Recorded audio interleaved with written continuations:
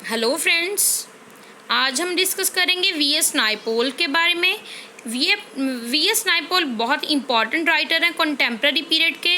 तो इनके बारे में बहुत डिटेल से अच्छे से डिस्कस करेंगे, कोई भी पॉइंट आपका नहीं छूटेगा।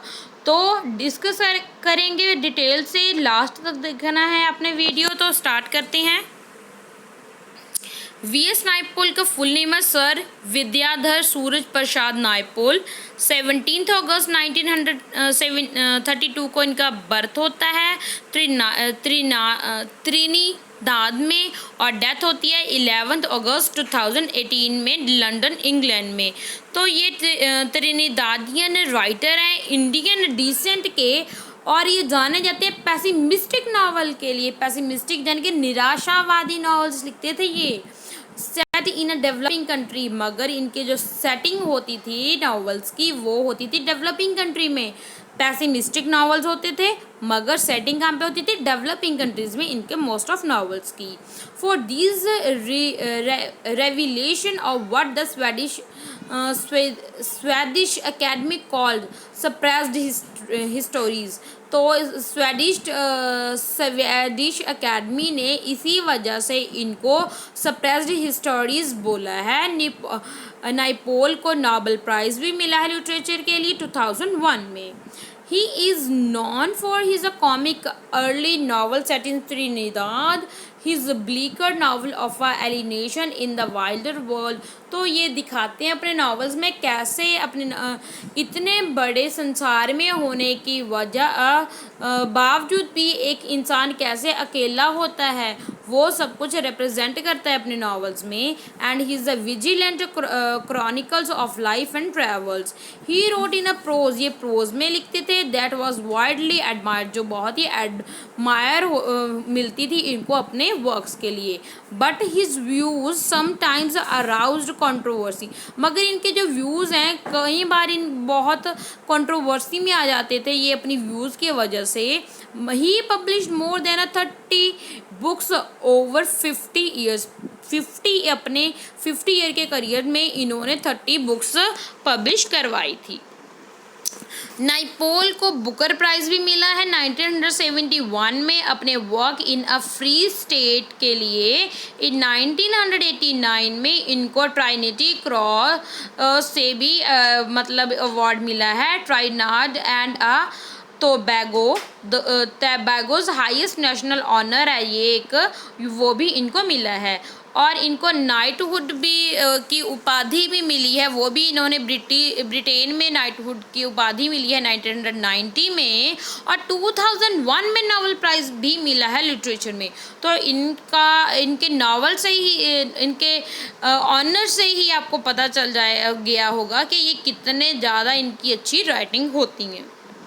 So in the late 19th century, Naipaul's grandparents had emerged from India to work in Trinidad plantation as a indentured servants। तो ये इनके ग्रैंड पेरेंट्स इंडिया से ये एमिग्रेट यानी कि चले जाते हैं और शिफ्ट हो जाते हैं त्रिनिदाद में।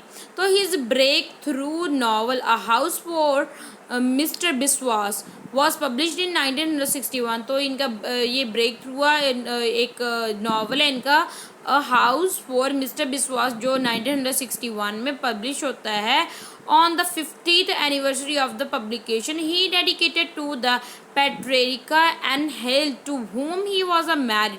तो ये उनको ये डेडिकेट करते हैं ये वर्क अपने वाइफ एन हेल को, जिनसे ये मैरिज करते हैं 1955 में। इनकी death until her death in 1996, and who had served as first reader, editor and critic of his writing। तो यही मतलब एक अच्छी रीडर थी। अब इनकी खुद की वाइफ ही एक अच्छी रीडर थी, इनके वर्क्स की एडिटर थी और क्रिटिक भी थी इन्हीं की राइटिंग्स की। तो descended from the Hindu Indians who had immigrated to Trinidad as indentured servants। तो ये मतलब इमिग्रेट हो जाते हैं, चले जाते हैं वहाँ इंडिया, हिंदू इंडियन होते हैं ना, ये वहाँ से ये चले जाते हैं और ये इंडेंचर्ड सर्वेंट के तौर पे काम करने के लिए ट्रिनिदाद में ये शिफ्ट हो जाते हैं। Naipaul left Trinidad to attend the university of Oxford, तो ये ट्रिनिदाद को छोड़ देते हैं यूनिवर्सिटी ऑफ ऑक्सफोर्ड में स्टडी करने के लिए 1950 में। तो सब्सिक्वेंटली सेटल, फिर ये वहाँ पर जाके इंग्लैंड में सेटल हो जाते हैं। ऑल तो ही travel extensively thereafter. His earlier books, इनके और भी बुक्स हैं जैसे द मिस्टिक मेजर 1957 में आता है, the suffrage of Elvira 1958, the Miguel Street 1959 are ironic and satirical account of life in the Caribbean. तो इन वर्क्स में इन्होंने सैटायर किया है और आयरनिकल वर्क है इनके। तो ये आयरनिकल वर्क है और सैटायरिकल वर्क हैं किसके ऊपर, लाइफ ऑफ कैरिबियन के ऊपर ये इन्होंने सैटायर किए हैं अपने इन वर्क्स में। हिज फोर्थ नावल है, जो इनका जो फोर्थ नावल है, अ हाउस फॉर मिस्टर बिस्वास 1961 में आता है, जो भी वो वर्क भी त्रिनिदाद में ही ये सेट करते हैं, सेटिंग इनकी त्रिनिदाद में ही होती है। Was a much more important work and won he major recognition. तो ये वर्क बहुत ही इम्पॉर्टेंट वर्क है, इसी वर्क की वजह से ही इनको रिकॉग्नाइजेशन मिलती है, इनको पॉपुलैरिटी मिलती है, लोग इनको जाने लगते हैं। It centres on the main character's attempt to assert his a personal identity.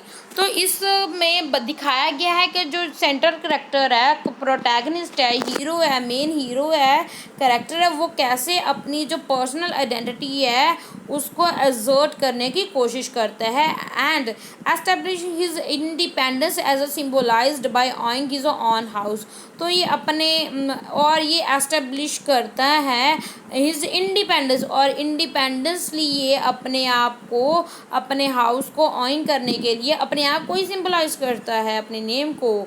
नाइपोल्स subsequently novels use other national setting. तो इनके जो नॉवेल्स हैं और अदर कंट्री की भी सेटिंग्स होती है, but continued to explore the personal and collective alienation experienced in new nation that was struggling to integrate their natives and western colonies heritage.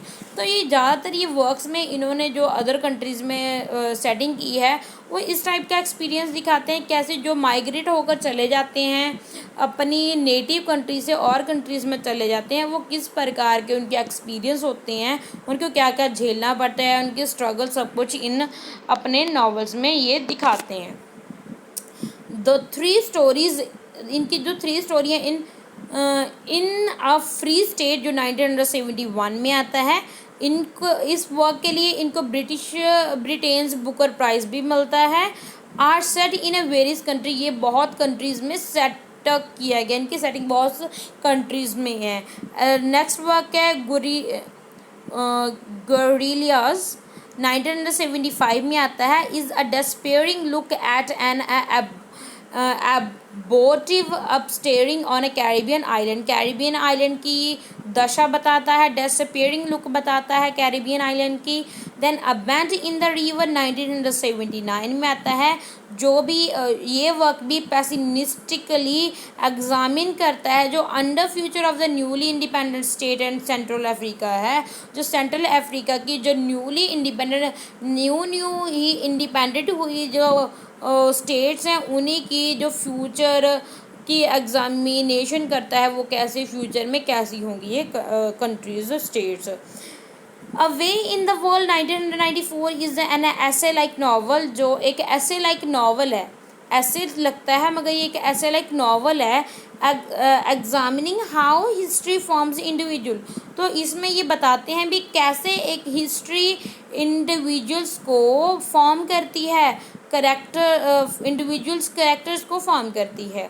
नाइपोल्स के अदर नॉवेल्स हैं जैसे द मिमिक मैन जो 1967 में आता है, और द एनिग्मा ऑफ अराइवल जो 1987 में आता है।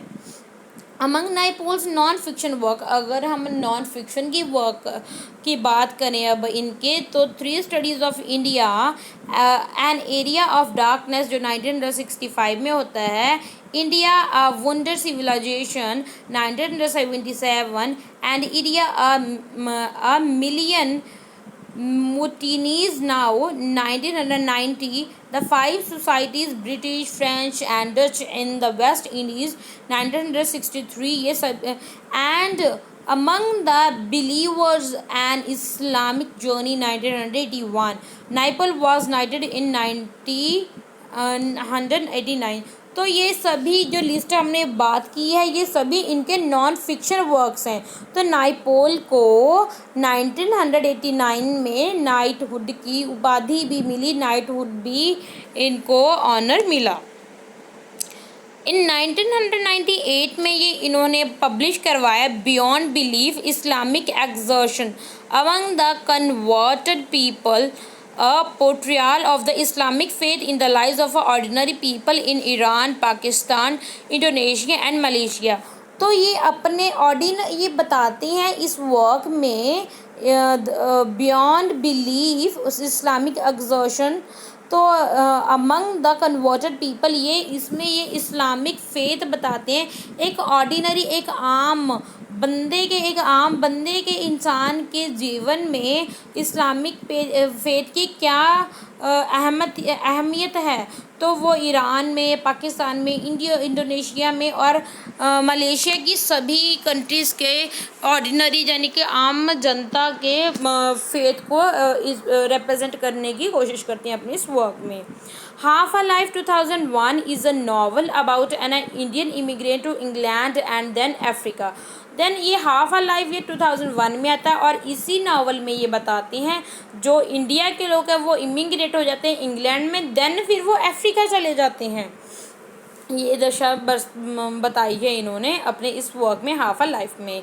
ही become half a person as an Naipaul has said living a border life. तो ये बोलते हैं ये बॉर्डर लाइफ जो इमिग्रेट पर्सन होते हैं अपनी नेटिव कंट्री को छोड़कर दूसरी कंट्री में जाते हैं वो उनकी life as a boring life हो जाती है, वो खरीदी हुई लाइफ को पे मतलब चलते हैं, जीवन व्यतीत करते हैं अपना। Release the year that Naipaul receives the Nobel prize half a life was a consider by many critic to illustrate beautifully the reason that he won the prize। तो इसी वर्क के लिए हाफ अ लाइफ के लिए इनको price मिलता है, novel price मिलता है।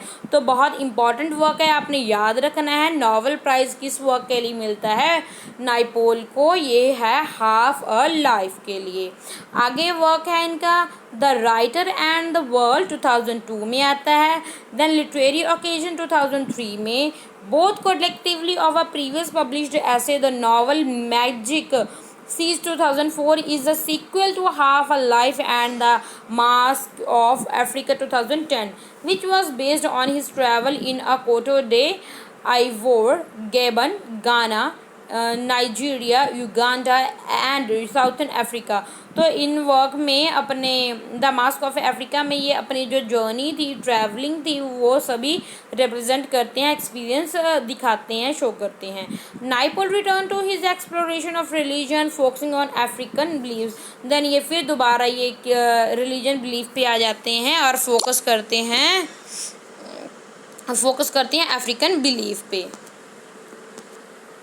अब हम क्विक फैक्ट देख लेते हैं इनके,